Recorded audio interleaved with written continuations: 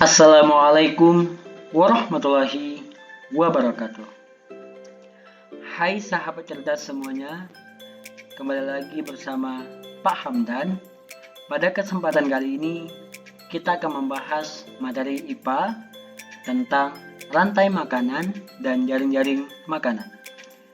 Sebelumnya jangan lupa di like, komen, subscribe, dan nyalakan lonceng notifikasinya agar tidak ketinggalan video pembelajaran dari channel Pak Hamdan. Sahabat cerdas, semua makhluk hidup yang ada di bumi ini pastinya memerlukan makanan. Seperti contoh hewan berikut ini. Ini adalah kambing, yang mana kambing biasanya memakan rumput. Kambing termasuk hewan pemakan tumbuhan atau kita kenal istilah herbivora. Kemudian gambar berikut ini yaitu singa sedang memakan daging jerapah. Singa termasuk hewan pemakan daging atau kita kenal dengan istilah karnivora. Dan ada satu jenis makhluk hidup lagi yaitu omnivora, yaitu hewan pemakan tumbuhan sekaligus daging. Contoh hewannya adalah monyet, orangutan, beruang, dan lain sebagainya. Dalam sebuah ekosistem, pastinya ada yang memakan dan juga yang dimakan. Yang kita kenal dengan istilah rantai makanan. Rantai makanan adalah serangkaian proses makan dan dimakan antara makhluk hidup berdasarkan urutan tertentu yang terdapat peran sebagai produsen, konsumen, dan pengurai untuk kelangsungan hidup suatu makhluk. Artinya, rantai makanan adalah perjalanan maupun proses memakan dan dimakan dengan urutan tertentu antar makhluk hidup dalam sebuah ekosistem. Ini contoh rantai makanan. Ini adalah rumput yang dimakan oleh tikus. Kemudian tikus ini akan dimakan oleh ular. Ular ini akan dimangsa atau dimakan oleh elang, yang nantinya elang ketika mati akan diuraikan oleh pengurai. Sahabat cerdas, sebelum kita membahas lebih lanjut mengenai rantai makan dan juga jaring-jaring makanan, mari kita lihat dan kita bahas tentang tingkatan organisme dalam rantai makanan. Di sini, untuk lebih memudahkannya, kita menggunakan piramida atau segitiga. Piramida tingkatan organisme ini terdiri atas 4 posisi. Posisi paling bawah ini adalah disebut produsen, kemudian yang kedua yaitu konsumen 1, konsumen tingkat 2, dan yang paling tinggi adalah konsumen 3 atau konsumen puncak. Sahabat cerdas, apa sih produsen dengan konsumen? Dan makhluk hidup apa saja yang menempati posisi tersebut? Kita akan bahas satu persatu. Produsen adalah organisme atau makhluk hidup yang bisa membuatkan makanannya sendiri. Makhluk hidup yang bisa menempati posisi sebagai produsen adalah contohnya tumbuhan, fitoplankton, dan lain sebagainya. Kemudian kita beralih ke konsumen tingkat 1. Konsumen tingkat 1 adalah organisme atau makhluk hidup yang bergantung dan memakan produsen. Contoh hewannya adalah kelompok hewan herbivora atau pemakan tumbuhan dan juga omnivora. Jadi konsumen tingkat 1 ini yang menempatinya adalah hewan herbivora, contohnya ulat, belalang, dan juga tikus atau hewan omnivora. Kemudian konsumen tingkat 2 yaitu organisme yang bergantung, organisme yang memakan konsumen 1. Jadi konsumen 2 adalah hewan ataupun makhluk hidup yang memakan konsumen tingkat 1. Contoh hewan ini adalah kelompok hewan karnivora dan juga bisa hewan omnivora. Ini ada contohnya ayam dan juga katak. Kemudian konsumen tingkat 3 yaitu organisme yang memakan konsumen 2 dan menempati posisi tertinggi dalam rantai makanan. contoh hewan ini termasuk adalah hewan karnivora. Contohnya adalah ular dan juga belalang. Nah, nantinya hewan ini ketika mati akan diuraikan oleh pengurai. Sahabat cerdas, mari kita bahas cara membaca dan juga menjelaskan rantai makanan berikut. Posisi pertama ini kita sebut sebagai produsen, kemudian yang kedua, tikus ini sebagai konsumen tingkat 1 atau yang memakan produsen, kemudian ular ini menempati posisi sebagai konsumen tingkat 2 yang memakan konsumen 1, kemudian konsumen tingkat 3 yang memakan konsumen 2, terakhir adalah pengurai. Produsen ini adalah contoh hewan tadi, contoh makhluk hidupnya tadi adalah tumbuhan. Kemudian konsumen 1 ini yang menempatinya adalah hewan herbivora atau pemakan tumbuhan dan juga omnivora. Kemudian konsumen 2, 3 ini adalah hewan karnivora dan juga bisa hewan omnivora. Bahannya. Oke, baik sahabat cerdas. Dalam istilah ataupun ekosistem juga dikenal dengan istilah jaring-jaring makanan. Apa sih bedanya dengan istilah rantai makanan?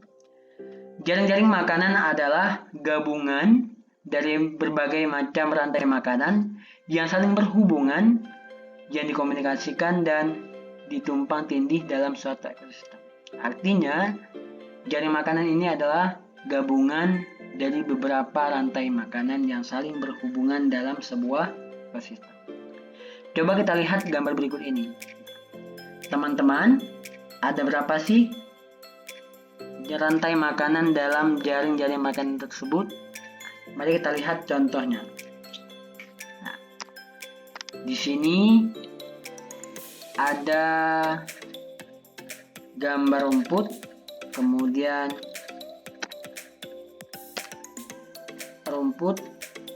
dimakan oleh ulat, dimakan oleh burung kecil, kemudian dimakan oleh ular dan elang. Ini adalah satu rantai makanan. Kemudian yang kedua adalah rumput atau padi ini dimakan oleh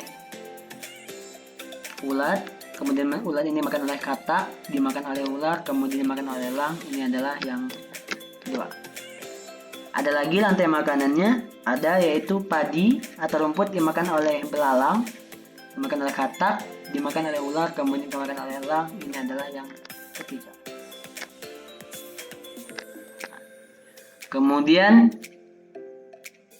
ini rumput dimakan oleh tikus, kemudian dimakan oleh burung hantu dikonsumsi atau dimakan oleh ular, kemudian dimakan oleh elang. Ini adalah yang keempat. Kemudian ini padi dimakan oleh tikus, langsung dimakan oleh elang. Ini adalah yang kelima. Jadi dalam gambar ini ada 5 rantai makanan yang mana kita sebut dengan istilah jaring-jaring makanan. Paham ya sahabat cerdas semuanya? Nah, sahabat cerdas, mari kita membahas satu persatu mengenai permasalahan yang berkaitan dengan rantai makanan. Misalkan dalam sebuah ekosistem sawah terdapat padi, tikus, ular, dan elang. Nah, padi dimakan oleh tikus dimakan oleh ular, kemudian ular ini dimakan oleh elang dan diuraikan oleh pengurai. Misalkan dalam sebuah soal diketahui bahwa populasi padi berkurang, maka yang terjadi adalah jika populasi produsen atau tumbuhan berkurang, maka otomatis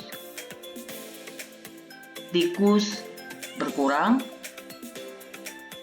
Kalau tikus berkurang berarti makanan ular tidak ada lagi, berarti ular juga akan berkurang, kemudian elang juga akan berkurang. Artinya, jika produsen atau tumbuhan berkurang atau menurun, maka yang terjadi adalah populasi hewan yang ada dalam sebuah ekosistem juga akan berkurang. Bagaimana kalau populasi ularnya berkurang atau menurun? Apa yang terjadi pada rumput maupun padi, kemudian terjadi pada tikus dan elang. Jika populasi ular berkurang atau menurun, maka yang terjadi adalah populasi elang pastinya akan menurun. Kenapa menurun? Karena ular ini adalah makanan dari elang. Nah, jika makanan elang ini berkurang, maka yang terjadi pada elang adalah elang akan mati dan segera punah. Maka kalau ularnya berkurang, maka elang juga akan berkurang. Apa yang terjadi pada tikus?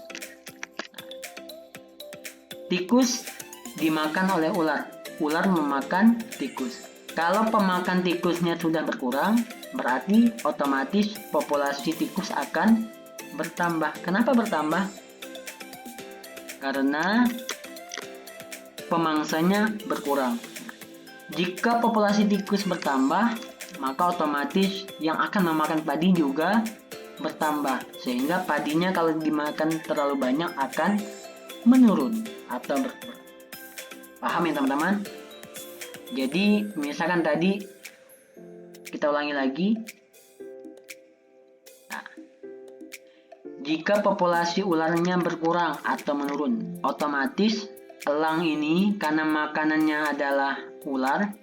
Kalau ularnya berkurang, berarti makanan elang juga berkurang. Jika makanan elang berkurang, otomatis elang juga akan berkurang atau akan mati, maka akan berkurang. Kemudian apa yang terjadi pada tikus? Tikus ini adalah makanan ular. Jika pemangsa atau ular ini berkurang, yang memakan tikus akan berkurang, maka tikusnya akan bertambah. Artinya jika ular ini berkurang, maka pemangsa tikus akan berkurang. Jadi tikusnya bisa berkembang biak dan bisa bertambah. Kalau tikusnya bertambah, otomatis yang akan memakan padi bertambah juga, sehingga padinya akan berkurang. Paham teman-teman semua? Nah, kalau misalkan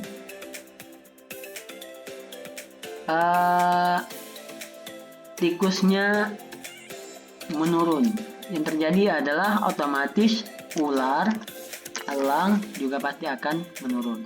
Nah, kalau tikus berkurang, maka padi juga akan berkurang. Terima kasih. Demikianlah yang disampaikan oleh Pak Hamdan. Mohon maaf jika ada kesalahan kata maupun kekurangan. Saya akhiri. Wassalamualaikum warahmatullahi wabarakatuh. Jangan lupa di like, komen, share, dan subscribe. Terima kasih. Sampai jumpa.